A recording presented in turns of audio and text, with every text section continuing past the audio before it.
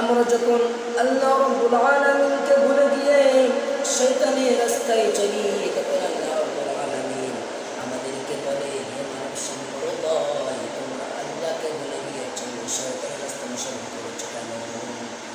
আল্লাহ তাআলা বলেন, ইয়া আইয়ুহান নাসু মা গাররাকা বিরাব্বিকাল কারীম, হে মানব সম্প্রদায়, কি এমন জিনিস তোমাদেরকে তোমার রব্বে কারীমের ব্যাপারে ধোঁকায় ফেলে রেখেছে? কি এমন জিনিস, কি এমন বস্তু? দুনিয়ার সৌন্দর্য, এই দুনিয়ার সৌন্দর্য তো আল্লাহ তাআলার কাছে কিছুই নয়। কিন্তু এই দুনিয়া আল্লাহ রাব্বুল আলামিনের নিকটে মুসাফিরে আনার সমর্থন কি তোমাদের ধোঁকায় ফেলে রেখেছে? এটা হচ্ছে পরীক্ষা।